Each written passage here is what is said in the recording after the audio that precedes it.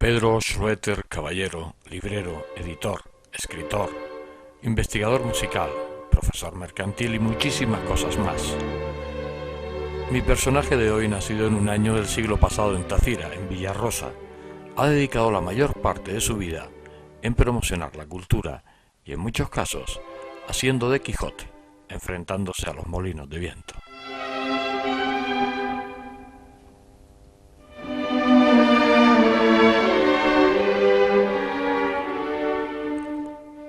Durante casi 60 minutos vamos a tener la posibilidad de poder entrar en el interior de Pedro, que les puedo asegurar que no van a tener tiempo para el aburrimiento.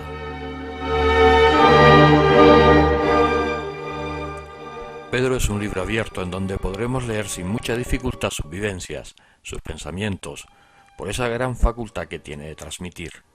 Pero vamos, no perdamos tiempo, vamos a escucharlo. Les prometo que no se arrepentirán.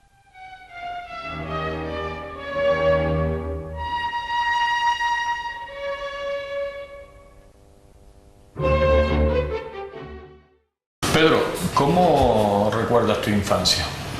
Además, porque tú naces en la capital. No, yo soy de Tafira. O sea, soy de Tafira. Siempre de Tafira. Siempre de Tafira. Nací a la altura del kilómetro 9 en una casa roja de tipo moruno que se llama Villarrosa. Ahí nací. Y curiosamente el médico que atendía a mi madre en mi casa era don Juan Guerra del Río. Don Juan Guerra. Tenía el despacho en la calle. En la calle Bravo Murillo. En la calle Bravo Murillo. Porque, fíjate, además, hacemos el inciso, mi madre fue la primera clienta que tuvo cuando abrió el despacho. Claro, mi madre vivía en Bravo Murillo, él abre el despacho y fue la primera clienta que entró, muy pequeñita ella, y a partir de ahí, ni ella ni sus descendientes nunca pagaron, él nunca quiso cobrar la consulta. Y nosotros íbamos de pequeños con don Juan Guerra y nos atendía y siempre decía mi madre, ¿cuánto es don Juan? Venga, Maruja, arranca que no, aquí tú no pagas. Una persona muy entrañable, con un vozarrón muy fuerte, ¿no? Pero muy entrañable. Y entonces, pues, lo cierto es, la anécdota está en que había un señor en el jardín de la casa esperando a que don Juan Guerra terminara con mi madre para llevárselo corriendo para atender a su esposa, porque iba a dar a luz también, y con el tiempo, pues, a ese amigo, ese chico, pues, al que le llevo 3 horas y media de vida por delante, cosa que a él le fastidia mucho, pues nos conocemos desde siempre y siempre pues hemos coincidido en el colegio y hemos coincidido en las vueltas que da la vida. Pero sí, yo tengo unos recuerdos muy bonitos de esa casa. De los 5 primeros años yo viví en Villarrosa. La casa tenía un tenis. Yo aprendí a jugar el tenis con una raqueta de aquellas antidiluvianas que pesaban más que yo, que había que cogerla con 2 manos, porque antiguamente las raquetas eran... Mi abuelo era un anglófilo 100% y le gustaban todos los deportes, incluso organizaba los torneos de verano de tenis. Y bueno, era una vida muy típica de una época, ¿no? ¿A qué jugaban los niños en aquella época? ¿A qué jugaban los niños en aquella época? Pues jugaban al escondite, jugaban a... yo qué sé, bueno, jugábamos a los indios con caña. Yo una vez me enterraron una aquí en el cachete, nos hacíamos 20.000 perrerías, jugábamos con tiraderas, las bombillas de las lámparas de las farolas, que no eran farolas, eran unas lámparas muy grandes, como una pantalla muy grande, una bombilla pequeñita de la carretera, pues era a ver quién rompía más bombillas y cosas de ese tipo. Después había un juego muy bonito, claro que no es juego hoy en día, ¿no? Las acequias que corrían por la carretera del centro, pues había algunos tramos que pasaban por debajo de unas piedras, ¿no? Y entonces echábamos a correr, pues, con el agua que corría, porque corría siempre agua, pues unas hojas con un distintivo, a ver qué hoja llegaba primero al final del recorrido, y con eso pues nos entreteníamos. Yo recuerdo jugar también con una cosa que a la gente le parecerá una estupidez, y era delante de una escalera, cogíamos las babosas, los caracoles, que hoy en día le llaman caracoles, pero en mi época se llamaba babosa, que es el caracol grande de color marrón, Y entonces hacíamos carreras de babosas, y las pobres babosas las hacíamos subir los escalones a ver quién llegaba. Claro, por supuesto, se quedaban, agarraban, se metían dentro de la caparazón y nos ignoraban totalmente. Y recuerdos, pero un recuerdo muy, muy importante fue en esa casa. Recordaré que vi el primer eclipse de sol total. Fue una cosa muy interesante porque me quemé los dedos, porque en esa época la cuestión estaba en que cogíamos trozos de cristal, los echábamos en una hoguera, los cristales se ahumaban y con ese cristal pues mirábamos para ver el eclipse. Y claro, yo, idiota de mí, de pequeño, pues cogí el cristal recién ahumado y me acuerdo de estar viendo el eclipse con los dedos metidos en agua porque pero fue un espectáculo que además me llamó poderosamente la atención. Yo era muy pequeño todavía, no recuerdo la edad que tendría, pero hay un detalle también que me llamó muchísimo la atención, estábamos viendo el eclipse al lado de unos gallineros y ver cómo las gallinas se subían al palo a dormir, creyendo que venía la noche, ¿no? Son detalles que no se te pueden olvidar. Y después otro también un fenómeno de la naturaleza muy curioso fue, eso yo creo que sería ya mayor, eso debía tener a lo mejor algún fin de semana, que era cuando yo subía, porque mis abuelos seguían viviendo en esa casa. Un ciclón, fue un verano de estos muy calurosos, y recuerdo que estábamos todos en el tenis, y en el tenis se veía, en una vista por un lado se veía incluso hasta, claro, había muy pocas casas, entonces eso se veía bastante como el mar hacia el sur de la isla, ¿no? Y estando allí, de buenas a primeras vemos que se empieza a levantar como una nube de tierra a ras del suelo y que empieza a avanzar y empieza a avanzar y empieza a avanzar y empieza a avanzar. Y bueno, primos míos pequeños agarrados a unas latadas donde estaban colgadas las uvas, hubo que bajarlos porque el viento se los llevaba. Habían dos araucarias inmensas en el jardín, prácticamente curvadas. Y en ese momento pues recuerdo de personas que vivían por los alrededores en pleno follón, llegarse a casa a preguntar si había o no habían pasado algo, si estaban todos bien. Y, entonces, pues, la anécdota más graciosa es que mi abuela tenía una mujer de ¿cómo se llama? De servicio, ¿verdad? Que eran patizambas, las piernas eran todas acurvadas. Una señora siempre se estaba quejando de que no podía caminar, y yo recordaré que aquella señora estaba al fondo de la pista de tenis y fue la primera que llegó a la puerta cuando vio la nube de tierra aquella que venía y se nos iba a comer a todos. Fue una cosa espeluznante. Yo no recuerdo un fenómeno atmosférico de ese calibre, porque antes aquí en Tafira predominaban fundamentalmente los días de calor, lo que le llamaban el levante. Recuerdo estar en Tafira y decir, no subas hoy a Tafira porque es un levante horroroso. Y el método de comunicación que sí tiene es muy interesante de esa época es que nos comunicábamos todos mediante una centralita que había en Tafira, un poquito más abajo donde vivía yo, y cada persona que llamaba de Las Palmas comunicaba con la centralita, y la centralita pues le decía, central, me pone usted con el número 9. El 9 era el número que teníamos en la casa en Villarrosa, ¿no? Y la que estaba en la centralita, que se conocía la vida y milagros de todo el mundo, se permitía el lujo en determinado momento de decir, no le puedo poner porque todos han bajado ya para Las Palmas. O sea que se conocía a través del teléfono la vida y milagros, quién estaba en su casa, quién había salido, si se habían ido, si no estaban, si se había muerto alguien, de lo que sea. O sea que era una cosa de andar por casa, pero era una delicia. Los lecheros venían a lomos de mulos con las lecheras cargadas a venderte la leche por las casas. Venía un señor con unas hojas de llameras, con unos trozos de mantequilla que no eran normales, que aquello era una cosa. Yo recuerdo tomarme los trozos de mantequilla crudos, los comíamos los trozos de mantequilla. ¿Y cómo recuerdas, Pedro, las navidades de aquella época? Bueno, navidades de una forma bastante particular, porque mi padre era alemán, yo tengo apellido alemán, y mi padre implantó en casa la figura del Papá Noel.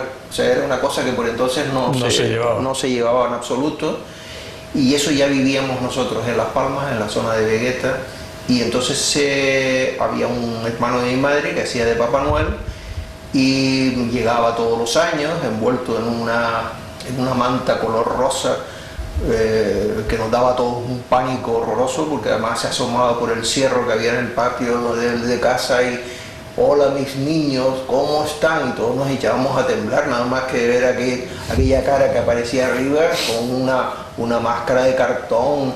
¿Cómo está Papá Noel? Ay, el frío, he pasado un frío horroroso para llegar aquí, tal, no sé cuál. Luego bajaba por una escalera, que era todo un espectáculo verlo bajar todo encorvado con un palo de no sé cuánto, y llegaba y lo sentaban y entonces venía la parte más complicada, que era, vamos a ver, empezaba a llamar a niño por niño, y cada niño por niño era con el Papá Noel teniendo que confesar si había sido bueno o no había sido bueno, si había hecho, si no había hecho, y luego la consabida cancioncita que había que aprenderse todos los años para cantársela al Papá Noel, que aquello era de película.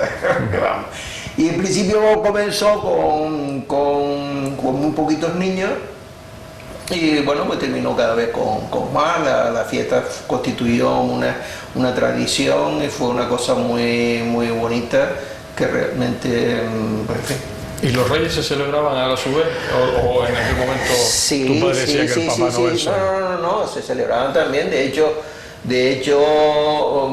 en casa la costumbre era hacer en nuestra casa hacer un regalo más fuerte, ¿no? En Navidad, en Papá Noel. En Navidad en Papá Noel que en Reyes, ¿no? Y luego sí, también te ponían un regalo en Reyes, que era algo que siempre hablábamos, decíamos que es una pena, porque te ponen el regalo y al día siguiente tienes que ir al colegio y ya no podía disfrutar de los regalos, y ya, ¿verdad? Era otra cuestión, ¿no? Pero es muy curioso. ¿Cómo es tu llegada al colegio? ¿En qué colegio empiezas tú?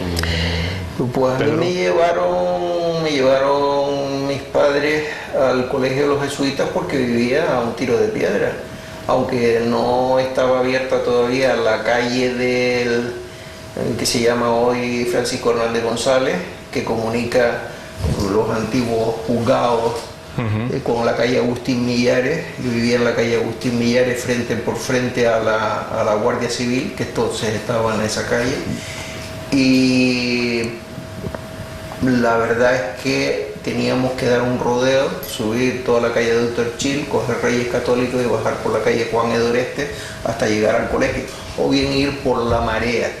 La Marea era un espectáculo porque entonces no existía, como natural y lógico, la avenida marítima. Había como una especie de callejón que corría al lado de la Marea, y era todo un cúmulo de recuerdos maravillosos el ir allí a tirarle piedras a los cangrejos, estar allí, ver desechos que llegaban a la orilla, el ruido del mar arrastrando los callados, que era algo asombroso, que llegaba incluso hasta mi casa. Yo vivía un poco más arriba, el ruido de los callados era tan fuerte que te llegaba. Y luego lo de toda la vida, de oír decir que la humedad que se nos metía por las casas, y las casas todas llenas, sobre todo los zaguanes con muchas humedades, decían que era de eso, pero realmente de lo que era porque las casas de antes las hacían con arena de la playa, las cogían de la zona, y la arena esa estaba húmeda, y con lo cual conservaba la humedad en la construcción. Entonces todas las paredes de casi todas las casas de Vegueta eran todas llenas de un moho blanco, casi siempre chorreando las paredes. Pero eso lo recuerdo perfectamente, ¿no? ¿Y en los jesuitas te mantienes hasta estudiar bachiller? En los jesuitas estuve como pues toda la vida, mi juventud, porque entré allí 5 años, creo que fue, sí, 5 años, porque yo antes no se iba hasta el colegio hasta los 5 Hasta los años. 5 años, sí. Y que es una de las penas que tengo yo hoy con mis nietas cuando las veo tan pequeñitas ya yendo a los colegios. Estuve hasta preuniversitario. Cogí 3 planes de estudio. Un primero que cogía pues prácticamente toda la preparatoria, le llamaban, eran 4 clases de preparatoria antes de ingresar. En primero cogí un cambio de plan, el cambio de plan hubo otro nuevo para el 4º de bachiller o 5º de bachiller, en fin, un cúmulo de cuestiones. Pero a mí particularmente, sin decir que me fue ni bien ni mal, porque realmente en el colegio hoy en día se acuerda uno de las cosas mejores y se olvida de las peores. Siento, sinceramente, aunque no tengo nada que echarle en contra al colegio siento que mis padres no tuvieran tenido digamos, la visión de que subiendo un poquitito más la calle de Doctor Chile estaba el colegio Viriclavio, que era un colegio con una mayor tradición liberal y con un tipo de profesorado que yo particularmente a lo largo de mi vida pues luego echaba un poco en falta ese arranque que hubiese obtenido quizá por conocimiento de otros que han estudiado allí, lo he echado en falta.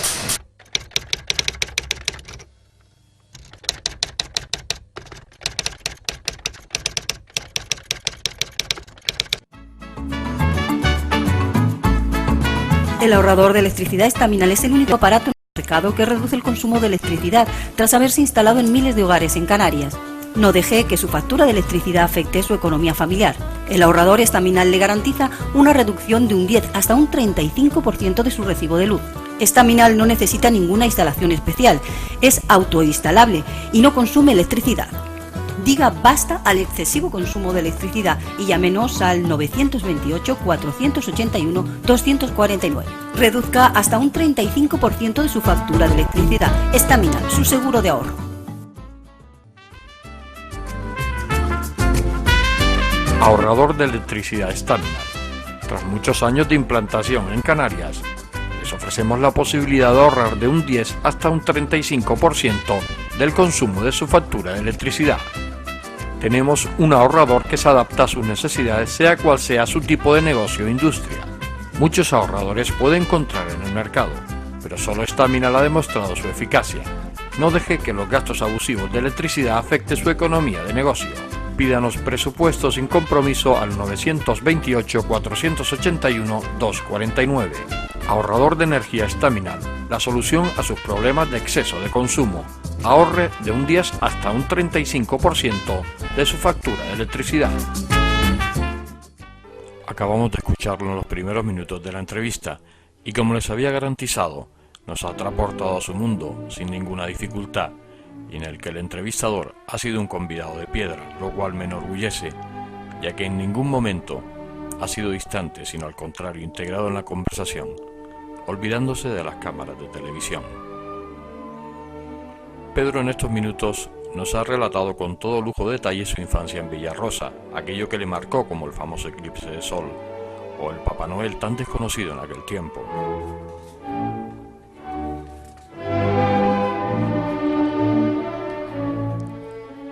Su paso por los jesuitas, en donde estudiaría hasta el preuniversitario, y sus posteriores estudios mercantiles. Reconozco que Pedro me logra llevar a ese estado relajado, el que no parece que transcurra el tiempo y que no deseas que se acabe. Pero todavía nos queda más tiempo para seguir con él.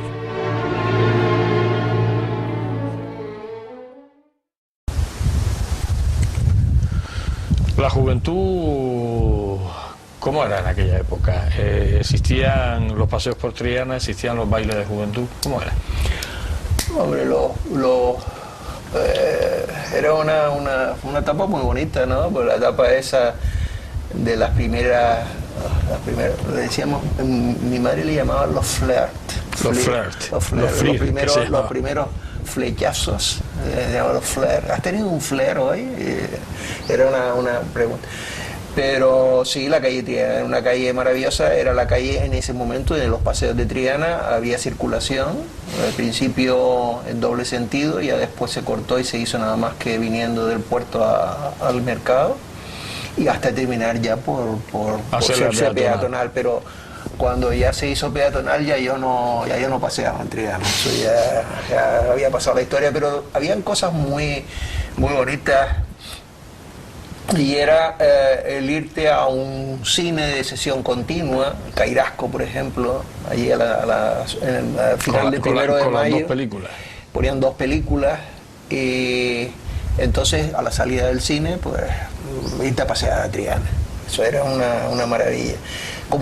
Y por cierto, en el Cairasco casi siempre, por visto, habían haber comprado una película que se llamaba El Desertor del Álamo, interpretada por Glenn Ford, que curiosamente yo la vi como del orden de 20 veces porque la ponían cuando no tenían otra película que poner, te ponían El Desertor del Álamo y estábamos ya de la aventura del Álamo, ya no la sabíamos de memoria, ¿no? Lo mismo que en el Cine Triana, donde está actualmente la Galería Loren, creo que se llama, era un cine maravilloso. Era el cine de los ligues, porque era un cine muy particular, entrabas y cuando entrabas te encontrabas al público mirándote, porque entrabas como un poco como si fuera por debajo de la pantalla, ¿no? Y bueno, ahí iban las parejillas de la calle Triana y todo eso. Y allí la película que ponían casi siempre era una que también recordé, Así son ellas, que era una película de Liz Taylor, niña pequeñita, y el padre de la novia. Eran las 3 o 4 películas que siempre ponían, y siempre también una serie de películas que veíamos. Lo de menos era la película, en el fondo, ¿no? Hombre, digo, lo que sí, bueno, eso, ahora la parejita, me estoy acordando del cine porque el cine Triana además tiene una característica especial, y es que no tenían nada más que un disco para ponerlo durante el descanso. Es decir, te ponían los anuncios anunciando las próximas películas, o el limpiametales Netol, pero siempre un cartel, con carteles que los quitaban y los ponían y tal, y después una música de fondo. La música de fondo era una canción que además nos las aprendimos todos con el ruido de fondo del propio disco ya gastado, y era algo así como campanitas de mi aldea, campanitas de mi aldea, con el ruido del disco. Y luego había una cosa muy curiosa en los cines de estreno, muy normales, y era el que de buenas a primeras y en plena película, estaba proyectando la película, aparecía un cartel encima de puesto, escrito a mano, que decía, y a veces con falta de ortografía, que decía: al doctor tal que salga, que lo está esperando una cliente que se la ha puesto de parto. O sea que lo usaban también como...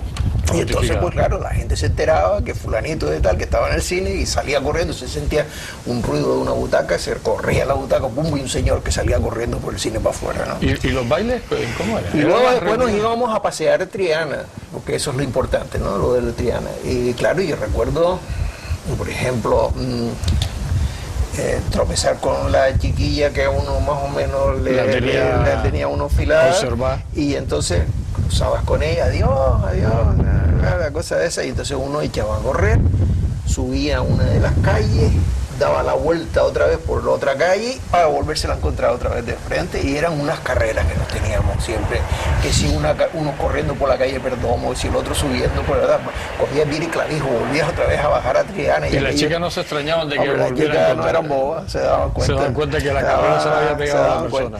Y de esa época datan precisamente todos los bailes. No habían bailes como hoy en día, no habían salas de fiesta ni nada de por el estilo, ¿no? Entonces los bailes los organizábamos en nuestras propias casas. Las reuniones, los guateques, que después se le puso ese nombre, ¿no? Entonces cada uno ponía una cantidad de dinero. Normalmente siempre poníamos esos 5 pesetas. Reuníamos, pues, los varones eran los que ponían el dinero, las chicas no pagaban, las chicas las invitábamos, costaba trabajo que vinieran algunas, pero bueno, cuando venían, pues lo pasábamos bien, ¿no? Y entonces con ese dinero íbamos a la tienda de la esquina y nos comprábamos los ingredientes para hacer un cap. El cap, pues se mezclaba un poco de coñac, se mezclaba un poco de vino, se mezclaba fruta de esta, trozos de fruta que se ponían, Y bueno, pues se le ponía bastante alcohol para animarnos, ¿no? Y para ponerse poder uno animado, bailar y todas estas cosas, ¿no? Me acordaré en una ocasión muy célebre que yo iba a comprar todo esto a la tienda de la esquina y claro, los productos los comprábamos a granel, no eran botellas de vino perfectamente encetadas y todo, bueno, no, era, me pone 1 litro de vino, 1 litro medio, no sé cuánto de coñac, y nos puso, para que vean las condiciones higiénicas del momento, ¿no? Nos puso el vino, creo, recordar, en una botella que había tenido petróleo dentro. Entonces, claro, aquel día nos fastidió el baile, nos lo fastidió el desgraciado aquel de la tienda, ¿no? Porque encima no nos quiso devolver el dinero. Ajá. El CAPS olía a petróleo que nadie se lo tomó, claro. Nadie se lo pudo tomar. Y al final tampoco el baile funcionó. Y el baile funcionó. Pero bueno, como una anécdota muy importante y muy graciosa, fue el primer baile que organizamos en mi casa. Yo recuerdo que mi madre estuvo enseñándonos a nosotros, a mí y a mis amigos, a bailar y a saber cómo se cogía una pareja antes de que llegaran las chicas. Y todos éramos muy patosos, claro. Normal. Y por supuesto mi padre, ¿no? Mi padre tenía la entrada prohibida, había una escalera de servicio y él entraba por la escalera de servicio y salía por la escalera de servicio. O sea que no había vigilancia. O sea, no había vigilancia y todas esas cosas, pero bueno, la fiesta se organiza. ¿Sí? Llegamos ya a tu etapa profesional, tú terminas tus estudios de comercio. En comercio, sí. Y llegas a tu etapa profesional. ¿Qué es lo primero que haces? ¿Trabajar? Bueno, yo ahí, no sé, es un poco complicado. Vamos ahora con la perspectiva de hoy en día resulta más fácil decirlo, ¿no? Yo estudié comercio, efectivamente, pero estudié comercio porque cuando yo acabé el preuniversitario, si yo le digo a mi padre que lo que quiero estudiar es director de cine, pues me manda, me manda a freír espárragos tranquilamente. Directamente. Y entonces pues yo me quedé siempre con la ganas de director de cine, cosas de teatro, cosas de todo eso. Fue un mundo que yo me fui fabricando y con tal de irlo logrando, pues iba cogiendo atajos, iba por aquí, iba por el otro lado. Me metía en compañías de teatro de aquí, hacía un poco de teatro, tuve la inmensa suerte, entre comillas, de que nunca se estrenó una obra en la que yo intervenía, porque no sé qué es lo que pasaba, yo decía, pues era medio gafe y no se llegaban a estrenar. Y al final pues pude hacer una serie de cosas, pasado el tiempo, que de alguna manera me acercaban al teatro, me acercaban al cine. Era, por ejemplo, tener una librería, ¿no? Tuve una librería. ¿Pero fue tu primera iniciativa? Mi primera iniciativa, bueno, fue estudiar comercio, y entonces ya yo me fui a Madrid para hacer unos cursos de librero. O sea, que tú ya tenías la intención de... Sí, por lo menos para ahí, porque pues, durante el servicio militar había conocido a un muchacho de Madrid y me había dicho, hombre, tú no conoces los cursos que hay para hacerse librero y tal. Y entonces lo hice, me fui a Madrid, los hice en la Biblioteca Nacional. Soy el único librero diplomado en todas las Islas Canarias, pues esos cursos después, al cabo de un cierto tiempo, ya dejaron de hacerse o de convocarse. Y fue una enseñanza muy interesante, muy superficial, pero muy interesante, que a mí me sirvió de mucho para la librería, en el sentido de que siempre consideré que el espejo perfecto de una librería era su escaparate, y era lo que más había que cuidar, independientemente de saber de lo que te tenías entre manos para no meter la pata, que también la metí. Pero un escaparate siempre fue mi preocupación en los casi 20 años que tuve la librería Larra, en la calle Constantino, porque sabía que el escaparate era lo que más vendía, y efectivamente las ventas se producían gracias al escaparate y el cambio de los libros en el escaparate. Yo siempre estaba moviendo el escaparate, a diario siempre era quitando, poniendo, quitando y poniendo, ¿no? Y bueno, pues esa fue la aventura. Por medio de la librería aprendí todo lo que sé, y por medio de la librería pues conocí literatura, leí, conocí muchísimas personas, tuve la inmensa suerte de que pasaran por la librería personas como la poetisa Gloria Fuertes, y Miguel Delibes también pasó por la librería en esa época. Yo qué sé, el filósofo Salvador Paniker fue otro también de los que pasó. La gente ya incluso cuando venía alguien a Las Palmas pues se sentían la obligación de traerlos por la librería. En la librería hay un libro de firmas y firmaron muchísima gente. Pablo Serrano, el escultor, fue otra de las personas que firmó. Hay muchas firmas, ¿no? Y digo que la librería fue además, por otro lado, mi modo de vida, y por otro lado una cosa muy interesante a los niveles de la historia local, porque fue una librería muy comprometida con el libro, en el sentido de que por las circunstancias de la época en que se desarrolló la vida de la librería, que era todavía durante la época de la dictadura franquista, pues mi teléfono estaba intervenido, el teléfono de la librería lo tuve intervenido durante muchísimos años, yo lo sabía, incluso cuando la gente me llamaba y me decía alguna cosa así, digo, mira, no sigas porque el teléfono está intervenido, ven por aquí y me lo dices de viva voz, o sea que era ya un poco la cuestión. Y yo me preciaba utilizar, como digo, el escaparate muchas veces para anunciar cosas o para protestar de cosas que sucedían. Por ejemplo, recuerdo una huelga de aparceros en el sur.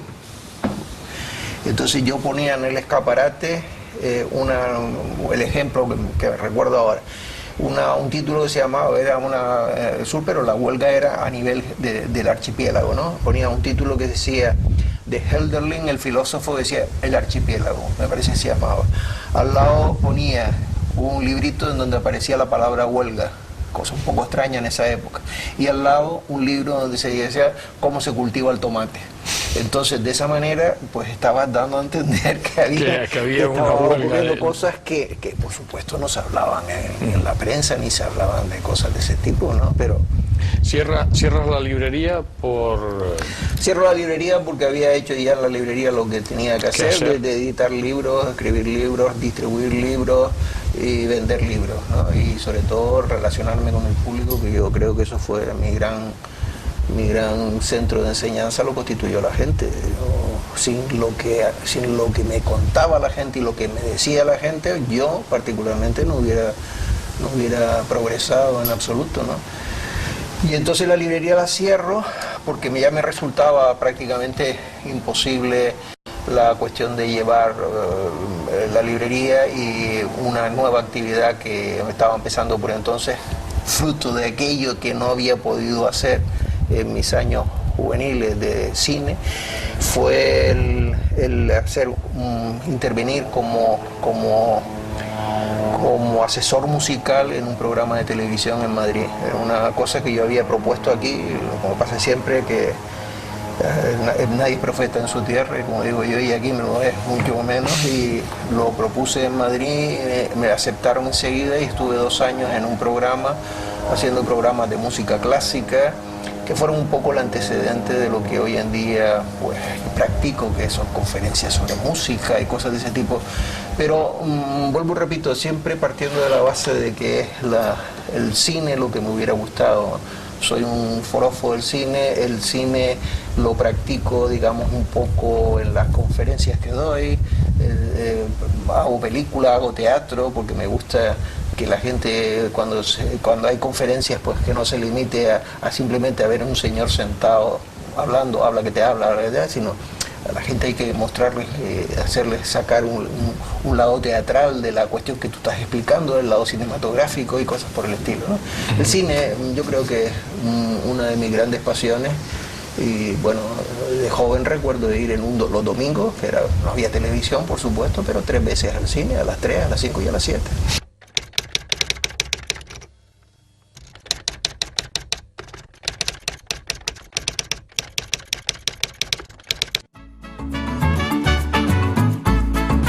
El ahorrador de electricidad Estaminal es el único aparato en el mercado que reduce el consumo de electricidad tras haberse instalado en miles de hogares en Canarias.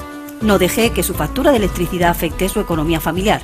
El ahorrador Estaminal le garantiza una reducción de un 10 hasta un 35% de su recibo de luz. Estaminal no necesita ninguna instalación especial, es autoinstalable y no consume electricidad. Diga basta al excesivo consumo de electricidad y llámenos al 928 481 249. Reduzca hasta un 35% de su factura de electricidad. Staminal, su seguro de ahorro.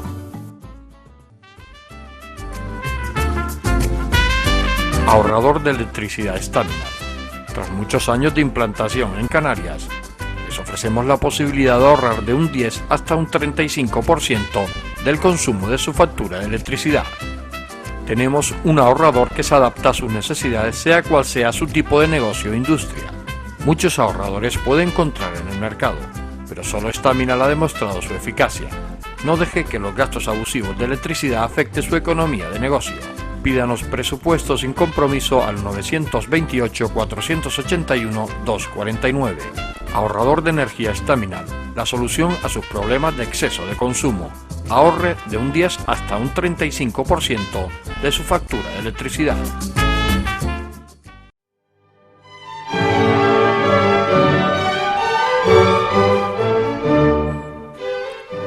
Lo que les decía al principio de su pasión por la cultura, nos lo comentaba con esos 20 años al frente de la librería Larra, en la calle Constantino, símbolo de la cultura en la capital Gran Canaria, en donde pasaron famosos escritores, músicos e incluso algún político, como el fallecido Juan Rodríguez Doreste. Cómo su pasión por el cine le llevó a Madrid y dónde su paso por Televisión Española dejaría huella. Pedro y su inquietud en la vida ha sido un torbellino que los años le han dado para desarrollar muchas cosas y permitir su realización personal. Su manera de comunicar nos ha embelesado y si no es por las señales de mi compañera en la cámara, se nos pasaría el tiempo sin hacer los saltos programados en la escaleta de la grabación. Queremos seguir escuchando a Pedro.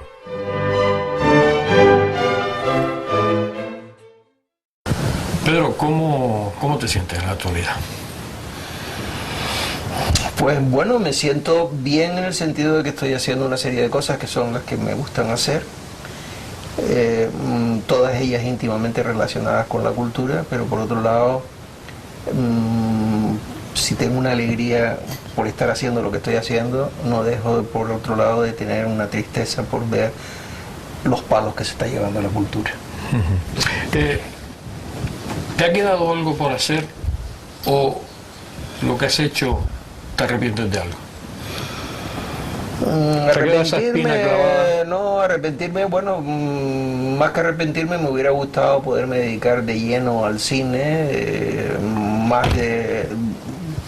pero por otro lado he encontrado una serie de sustitutos perfectos como son las conferencias que doy, mi etapa de librero que fue interesantísima y todas las cosas relacionadas, como digo, con la cultura que me han enriquecido muchísimo y sobre todo y por encima de todo lo que ha traído de conocimiento de una serie de personas relacionadas con la cultura, ¿no? Que eso para mí ha sido todo lo que soy, simplemente.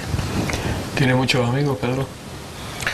Amigos, yo creo que los amigos no los tengo yo, la gente se siente más amiga mía que yo de la gente. Yo me comparto con la gente, me gusta compartir con la gente lo que tengo y punto, y se acabó, y no me preocupa esa idea que a lo mejor puedas tener o has tenido años atrás de hombre, me gustaría tener amigos, más cantidad de amigos.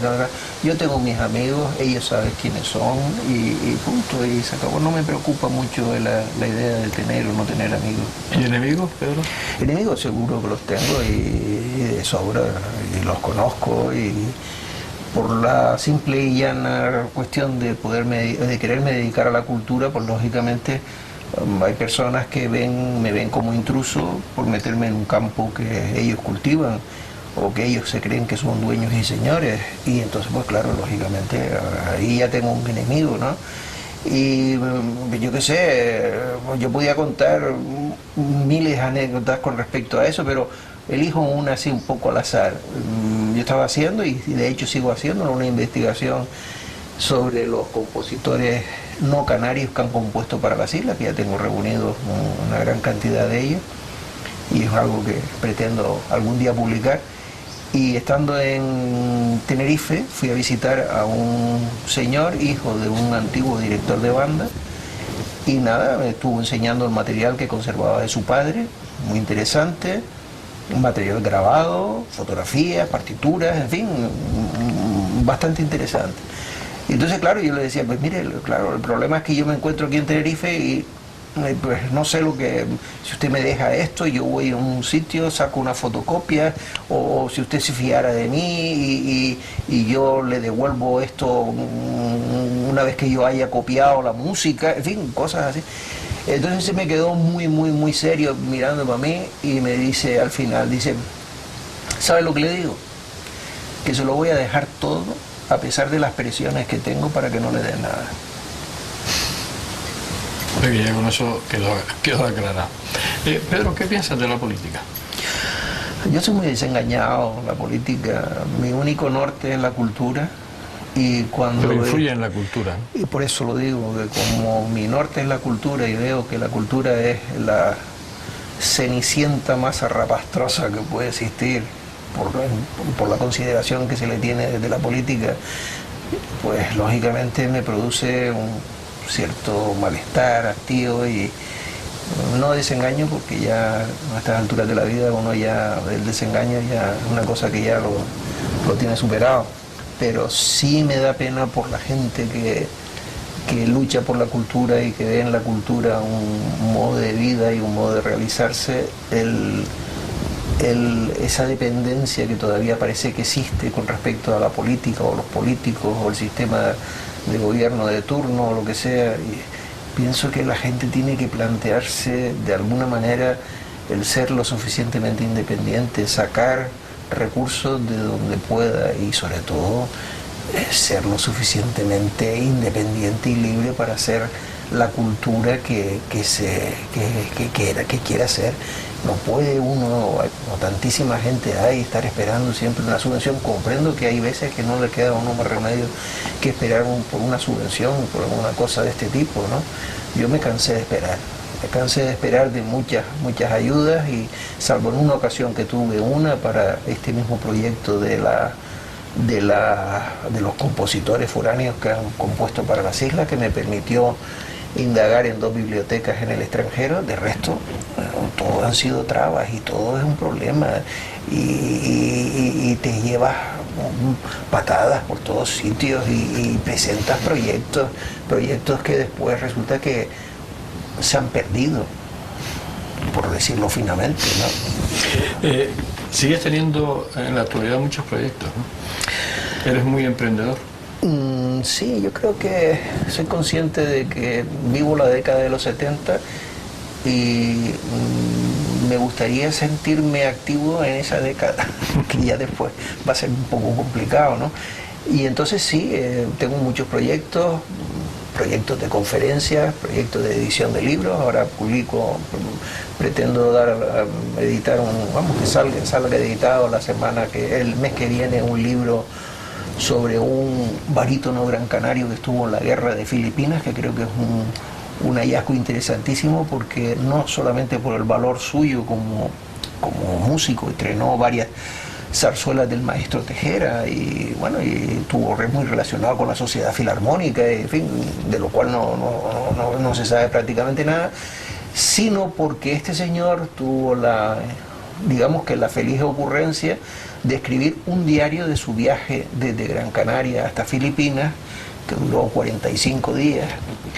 Y bueno, te hace una descripción desde que sale del puerto de Las Palmas, llega a Cádiz, coge un tren, tarda como 4 o 5 días en trenes con paradas por aquí y por allá en llegar a Barcelona. En Barcelona coge un barco y él con el barco hace una descripción del paso por el canal de Suez, que es para mí uno de los primeros canarios, si no el primero, que describe el canal de Suez a los pocos años de haberse inaugurado, y luego interviene en los acontecimientos en Filipinas de una manera tan activa que luego yo considero que es una cosa muy interesante. Pero eso es uno de los proyectos. Después están los proyectos que tenemos de los lunes culturales del Real, de la Asociación del Real de las Tres Palmas, dentro del museo del poeta Domingo Rivero, que está haciendo una labor creo que, vamos, que es un ejemplo para imitar a todo el mundo.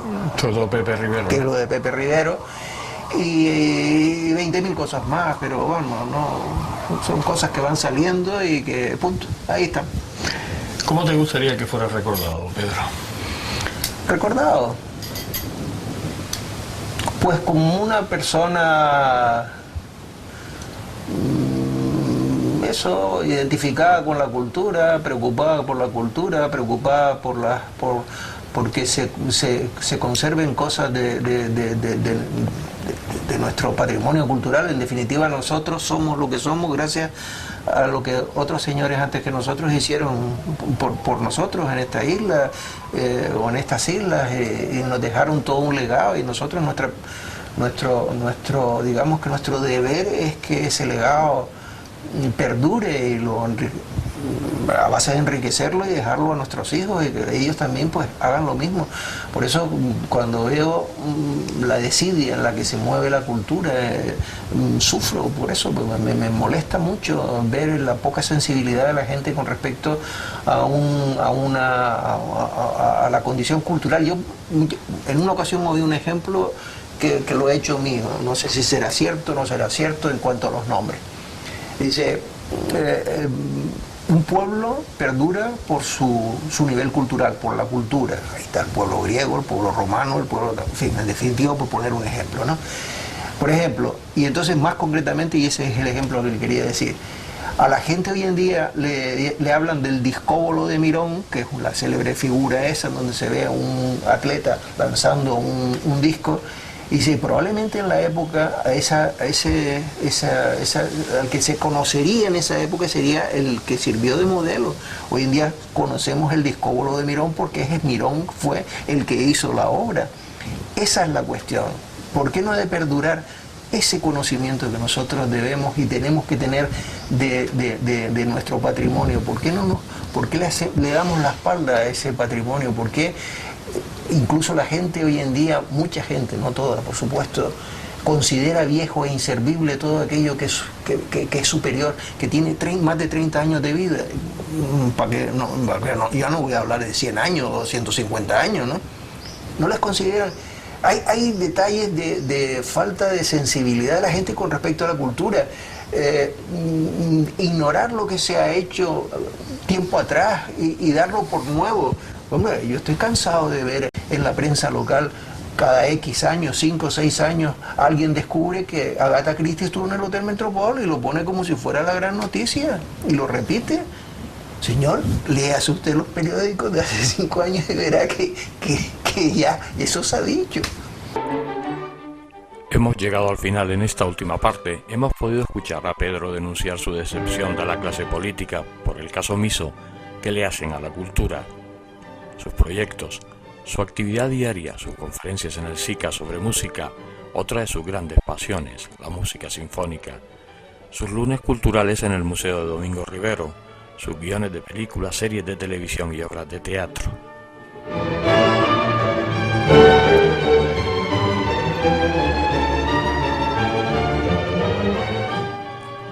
En esta ocasión, después de la finalización de las entrevistas, tuvimos la gran suerte de partir durante casi 2 horas más en ese sitio paradisiaco, como es la finca Viñedos Rosa Caballero, con Pedro acompañados con una buena copa de vino, como no podía ser de otra forma.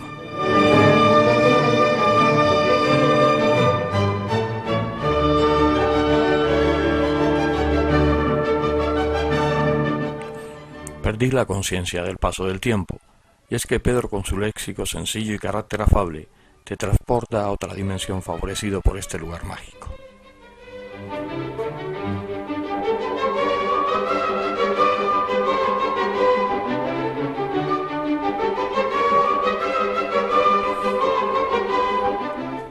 Ahora sí nos toca el momento de la despedida, y les aseguro que es como si hubiera ganado unos años más de vida por esas 3 horas que compartimos con Pedro. Pedro Sloeter Caballero, librero, editor, escritor, guionista, investigador musical y muchísimas cosas más. Gracias por habernos hecho pasar estos momentos inolvidables. Te aseguro que no los olvidaré, ya que han quedado registrados para siempre en mi memoria. no cambies. Pedro, amigo, hasta siempre.